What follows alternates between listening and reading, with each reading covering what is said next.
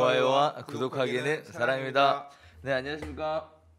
2018년 11월 23일 고품격 부동산 토크쇼 부동산 별별 수다에 오신 여러분을 환영합니다. 자, 오늘 첫 시간은 한 주간의 이슈를 하는 별별 이슈 시간 진행해 볼 텐데요. 일단 크게 네 가지 주제 가지고 이야기해 보도록 하겠습니다. 청약 당첨자가 취소되는 일이 굉장히 많이 발생하고 있고요. 그다음에 깡통 전세 늘어난다는 소식에 맞춰서 전세금 반환 보증보험에 대한 이야기가 나오고 있습니다. 자, 그다음에 부동산 시장이 집값이 굉장히 떨어진다, 뭐 반토막 나야 된다, 뭐 이런 식의 이야기들이 또 나오고 있고요. 마지막으로 결혼한 지 7년이 안 됐다면 희망타운, 신혼부부 희망타운 쪽에 도전해 보시는 것도 굉장히 좋은 기회다라고 말씀드릴 수 있을 것 같습니다. 자, 그래서 네 가지 이야기 한번 시작해 보도록 할 텐데, 오늘 선생님 안녕하세요. 잘 지내셨습니까? 죄송합니다, 지각해서. 아니 괜찮은데 네. 어제 저녁부터 엄청 추워져가지고 네, 저 감기 기운 때문에 네, 이거 어제 저녁에 집에 왔더니 막 으스스 요새 두통이 동반되는 감기인 것 같아요. 아, 그래요? 네, 우리 와이프가 막 두통 때문에 병원 갔다 왔더니 요새 감기가 저도 딱 두통이 생기는 게 요새 감기가 두통. 저는 사실 살짝 나은 것 같아요. 푹 쉬었더니. 아, 그래요? 다행이네. 좀 떨어질라 그랬더니 어제 1시 10분쯤 서울역에 도착을 했는데요. 네. 어우, 막 날씨가 갑자기 추워져가지고 영화. 택시는 또 왜 이렇게 안 와 또. 그래서 하여튼 연말이라 이제 또 한잔 하시는 분들도 많고. 생고생을 했어. 그러면서 간신히 집에 왔네. 아무튼 환절기에 건강 관리 유의하셔야 될 시기인 것 같습니다. 자, 그러면 첫 번째 소식부터 한번 전해드려보도록 하겠습니다. 자, 일단 청약 당첨자가 당첨 취소가 속출하고 있는데요. 일단 이 부분에 대해서 정부에서는 특별한 책임지는 자세를 보이지 않고 개인들이 자격이 부적격함에도 불구하고 신청해서 이런 문제가 발생한 것이다라고 이야기를 하고 있는데, 일단 2016년 말부터 지난해 사이 분양 아파트에 청약했다가 당첨 취소를 통보받은 일이 현재까지 14개 자치구에서 45명이 당첨 취소를 받았다라는 내용이 알려지고 있습니다. 특히 12.13 부동산 대책 이후에 재건축, 재개발, 입주권 당첨 이력이 있는 사람이 5년 이내에 투기과열지구나 청약조정 대상 지역 내 아파트에 1순위로 청약할 수 없는데도 당첨된 사례가 있어서 전수조사를 거쳐 당첨을 취소하겠다, 뭐 이런 얘기가 있는데요. 이게 사실 저 개인적으로는 어렵지 않아요? 그 재당첨 금지에 대한 이야기인데. 재당첨 금지 아니에요. 이건 또 아니에요? 네, 그러니까 이게 사실 너무 무책임해. 그리고 이거를 비판하는 분들도 되게 많거든요. 네네. 당사자들이 당신들이 이 상황 걸리면 똑같이 억울하다고 할 거예요. 그러니까 이게 법이 바뀌는 거를 우리가 되게 알기 힘들어요. 그렇죠. 그거 알 수가 없어. 그리고 법이 되게 허술하게 문장 자체가 엄청 전문적으로 찾고 파고 하지 않고서는 내용을 알 수 없게끔 되게 두루뭉실하게 써졌단 말이에요. 그러니까 예를 들자면 여기 사례도 그거예요. 이게 2011년 3월에 2016년 11월에 11.3 부동산 대책하면서 청약 조정 대상 지역 나왔잖아요. 그러니까 이게 재당첨 제한의 문제가 아니라 그건 아니에요. 네, 그 문제가 아니에요. 11.3 대책 나오면서 조정 대상 지역이라는 게 나오고 그 안에서 1순위 청약할 때 1순위 자격 요건이 바뀐 거예요. 이게 바뀌었는데 그 내용을 모두가 다 숙지하지 못하고 하는 거죠. 그거 집값 분양 받은 적이 있으면, 당연히 주택을 공급받은 적이 있으면 그 5년간 1순위가 안 된다 이런 내용을 당연히 알아야 되는 거 아니야라고 하지만 어떤 게 주택 공급인지, 예를 들어서 동네 빌라를 내가 샀어. 샀다가 팔았어. 그럼 그 주택 공급 받은 건지 아닌지 이런 부분들이 법에는 다 하나하나까지 찾아보지 않고서는 확인할 수가 없거든요. 그래서 이게 사실은 뭐냐면 재건축의 조합원 분양 대상자, 최초 관리 처분 계획에 따라서 분양 대상자가 된 것도 주택을 공급받은 걸로 본다라는 내용이 이제 그 사람들은 몰랐고 사람들이 다 몰랐지. 대부분의 사람들이 다 몰랐지. 가서 물어봐도 아무도 몰랐을 거야. 그러니까 근데 이제 그게 누구도 몰랐냐면 금융결제원도 몰랐고 조합도 모르고 다 모르는 거예요. 그렇죠. 개인도 몰라.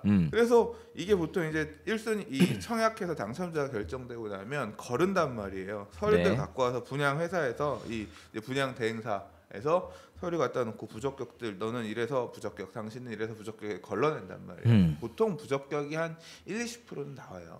이제 그러면 그 물량들 가지고 예비 당첨자, 그다음에 이제 남은 이제 또 그 추첨 이렇게 해서 소위 말하는 사순위 뭐 이런 것들 지금 줍줍한다는 거 이런 거 날리는 건데 이 사람들은 검토를 했는데도 문제가 없었던 거예요. 왜? 지들도 몰랐으니까. 그렇죠. 이게 문제라는 걸 몰랐으니까. 이게 금융결제원 가서 1순위 청약하려고 뜨면 당선인 1순위가 될 수 없습니다. 왜? 5년 이내에 조합원 분양 대상 받은 이력이 있기 때문에 할 수 없습니다라고 떠야 되는데 뜬 사람도 있고요. 안 뜬 사람들도 있는 거예요. 그러니까 자기네들끼리 자료 공유를 안 해서 아무도 몰랐던 거지. 그렇죠. 그래서 지금 사실 이 문제가 되는 게 어떤 게 문제가 되는 거냐면 지금 뒤늦게 와서 지금 와서 보니까 과거에 당첨자가 될 수 없었던, 그러니까 1순위가 아닌 사람이 1순위로 청약을 해서 분양 대상자가 된 걸로 보여져서 그 1순위 아니었던 사람들을 추려봤더니 45명인 거예요. 네. 그래서 당첨 취소 통보를 했는데 더 큰 문제는 뭐냐면 너 이제 1순위가 아니니까 취소가 아니라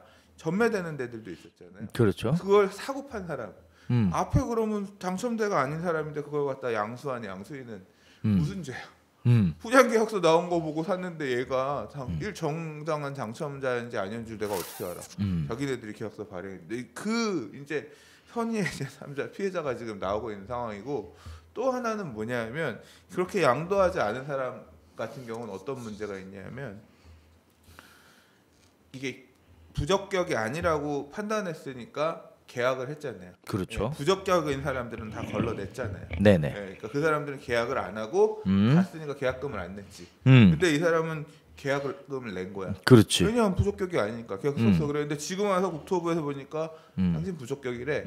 조합에다가 구청에다 통보하고 구청에서 얘 부적격이니까 해제하세요 했더니 조합에서 봤더니 맞네. 그래서 당신 부적격 당첨자니까 계약 해제하겠습니다 통보하고 당신은 이 청약 위반한 거니까 계약금 10%낸 것도 몰취할게요.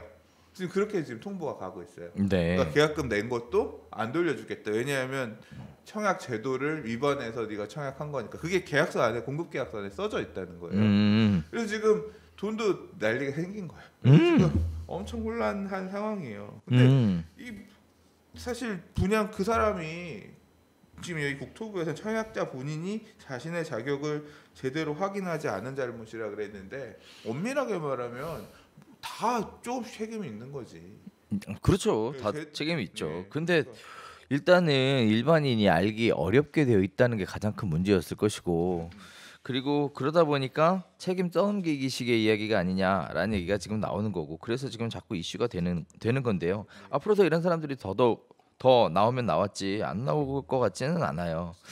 자 그러면서 또 이런 얘기도 나오죠. 일단 지금 현재 프로그램에서 자동으로 걸러줘서 이렇게 해줬어야 되는데 일단 정부에서 유지하고 있는 프로그램 자체가 뭐 그 부분에 대해 걸릴 수 없는 만큼 밖에는 지금 현재 제 기능을 못한다 이렇게도 보여줄 수 있고요. 뭐 금융결제원에서 이제 당첨자 발표에 대한 이런 프로그램이 돌아가고 있는데 이런 부분들이 제대로 작동을 하지 않아서 그런 문제들이 있어요. 근데 이제 문제는 뭐냐면 이제 대책이 발표가 되고 뭐가 되고 하면 이제 밑에서 손발이 맞아줘야 되잖아요. 근데 이제 관계 부처가 손발이 안 맞는 문제. 그러니까 뭐 이 문제 때문에 그런 건지 모르겠는데 주택 공급에 관한 규칙이 너무 많이 바뀌고 저도 잘 모르겠어. 이거 뭐 주택 공급에 관한 규칙 FAQ 보면 PDF 파일이 이만큼 두껍고 그런데 네. 사례도 너무 다양하고 케이스 바이 케이스고 사실 특별 공급 뭐 이런 것까지 가면 저도 사실 제일 어려운 법이 이거 같아. 와 보다가 진짜 이거는 되게 어렵더라고요. 똑같아요. 어려운데. 네. 그러니까 이거를 보는 사람들도 숙지하고 있기가 어렵죠. 어렵죠.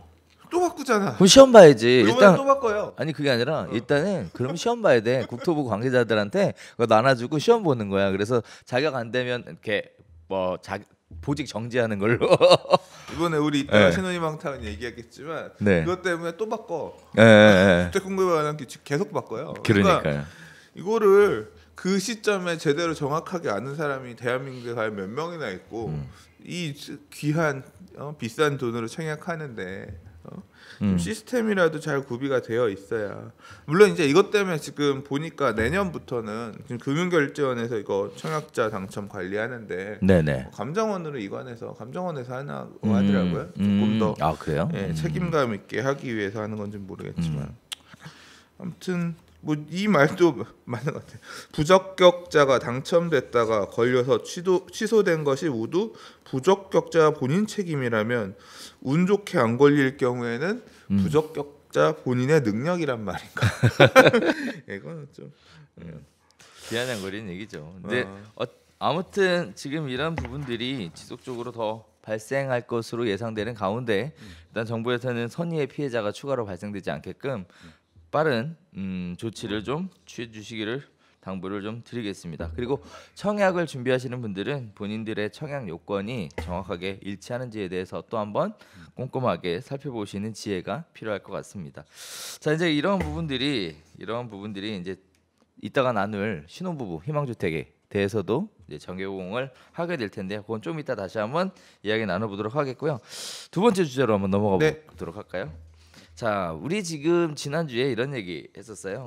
집값이 떨어지면서 부동산 가격이 전세 가격 이하로 가격이 하락하게 되면서 깡통 전세가 늘어난다 이런 얘기를 다뤘었는데요. 거기에 따라서 이제 전세금 반환 보증보험에 대한 이야기가 이슈화돼서 나오고 있습니다. 전세금 반환 보증보험이 일단 크게 세 개의 기관에서 진행을 하고 있는데요. 일단 첫 번째는 두 개 기관에서 진행을 하고 있는데요. 일단 첫 번째는 주택도시보증공사에서 진행하는 상품, 자 다음에 서울보증보험에서 진행하는 상품, 이렇게 두 가지의 상품이 존재를 하고 있어요. 임대인이 시간이 지났는데 보증금을 반환해주지 않으면 도시보증공사나 서울보증보험에서 반환을 먼저 해주고 그리고 구상권을 청구하겠다라는 내용 같은데요. 자, 이 부분에 대한 거는 이제 좀 역전세난 또는 부동산 하락기에 이런 제도들은 실수요자 입장에서 좀 이용해 볼 만한 제도 아닌가요? 이제 민사에서 해결 안 되는 부분을 보험으로 커버하겠다. 그렇죠. 네, 그런 거죠. 그러니까요. 네. 그리고 일단 가입 조건이 조금 까다롭다 이렇게 보이시기 분도 있으실 텐데 생각보다 굉장히 많이 문이 열려 있습니다. 일단은 그 도시보증공사에서 진행하는 건요. 일단 수도권 7억 이하의 아파트 그리고 그 외 지역은 5억 이하에 적용이 되고요. 그리고 대출 비율도 10에서 30%까지 할인해서 진행을 하고 있고 그 외에 서울보증보험 같은 경우에는 아파트 보증금 전액이 보장이 됩니다. 그 외의 주택의 경우에는 최대 10억 원까지 보장이 되고 있고요. 이거 같은 경우에는 사실상 아파트 매매 가격에 근접한 상황에서 아파트 전세 보증금이라는 것을 보장해주는 이런 형태로 운영이 되고 있는데 일단은 개인적으로는 이런 경우로 많이 활용이 가능하더라고요. 선순위에 세입자가 있어요. 근데 후순위로 대출을 좀 받고 싶어요. 그런데 받을 수가 없잖아요. 대출이.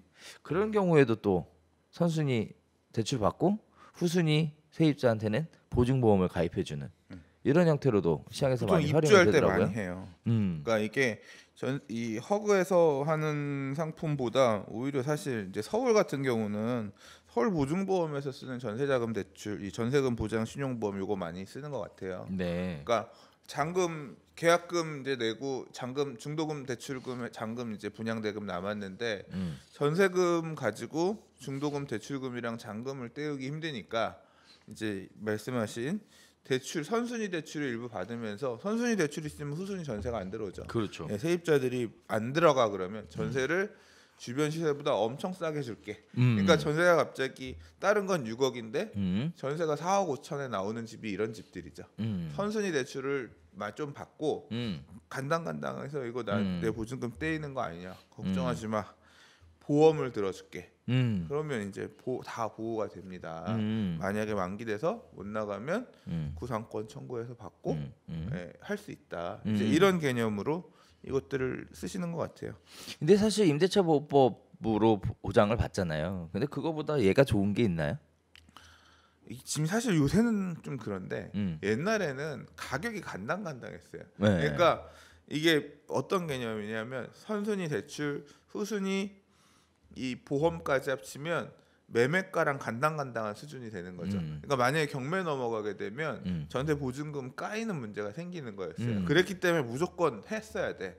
안 할 수가 없어. 근데 지금은 사실 대부분의 지역들이, 그러니까 예전에는 앞으로 지금으로부터 한 3, 4년 전, 4, 5년 전에는 매매가 대비 전세가 비율이 70%, 80%막 이렇게 됐단 말이에요. 그렇죠. 그러니까 이렇게 받으면 선순위 대출금에 대해서 보통 120% 근저당 설정이 설정하면 됐죠. 그거 후순위로 전세가 들어가면 거의 막 매매가에 육박하죠. 매매가 네. 육박하니까 경매만 넘어간 보증금이 까일 염려가 있으니까 이거 안 하면 안 했단 말이에요. 전세금 신용 보장 신용 보험 아니면 안 했단 말이에요. 근데 지금은 서울의 주요 지역들 같은 경우는 특히 신규 분양 아파트는 매매가 대비 전세가 비율이 50% 전후밖에 확 내려왔잖아요. 그렇죠. 사실 그러면 안 하더라도 대출 좀 받고 후순위 하더라도 약간 남는 부분 많이 있어서 꼭 보험을 안 들어도 되는 범위 안에 있는, 그러니까 매매가 대비 선순위 대출 전세금 해도 뭐 7, 80% 이렇게 걸리면 상대적으로 조금 더 안심이 될 수도 있잖아요. 그렇죠. 그럴 수도 있죠. 근데 또 해달라고 해야 하겠죠. 왜냐하면 가격이 또 출렁이면서 가격이 빠질 수도 있으니까. 네. 그런 것 같아요. 자, 그래서 지금 전세금 보장 반환 보증보험에 관련된 이야기가 이제 사실 부동산 가격이 떨어지면서 이슈화가 될 것 같습니다. 특히 이제 현재 전세로 살고 있는데 가격이 떨어져서 전세금 밑으로 시세가 빠지는 경우 이제 세입자들의 불안이 커질 수밖에 없는 상황인데, 그런 경우에 전세금 보장 보험에 가입을 하셔서 본인의 보증금을 보장을 받는 이런 기회를 가져보시는 것도 굉장히 유리할 것 같습니다. 보험료가 생각보다 저렴하지는 않아요. 그럼에도 비싸요. 네. 임대 이 보험료가 중개 수수료보다 실질적으로 부담하는 금액이 더 비쌌던 것 같아요. 비슷하거나 이제 허그에서 하는 건 좀 싸지만 서울보증보험권은 꽤 셌던 걸로 기억해요. 아, 그래요. 네. 네. 그래서 비용에 대해서 약간 부담스러울 수 있겠지만 일단은 불안하다면 이런 보증보험 제도를 이용해서 안전하게 전세금을 지키시는 것도 하나의 좋은 지혜라고 생각을 합니다. 연간 0.19이니까 2년이면 0.4네, 0.4. 그러니까 그렇죠. 중개 수수료 요율이 보통 0.4에서 0.8. 몰라? 거의 그러니까 부동산 중개 수수료 내는 만큼 보험료 내야 되는 거예요. 네. 자, 그래서 그렇게 진행이 되고 있어요. 그래서 보험료를 또 누가 내느냐에 대한 갑론을박도 네, 이루어지게 되는데 정해져 있는 바가 없으니까 각자 협의 잘 하셔서 네, 안전한 보증금 지키시기를 바라겠습니다.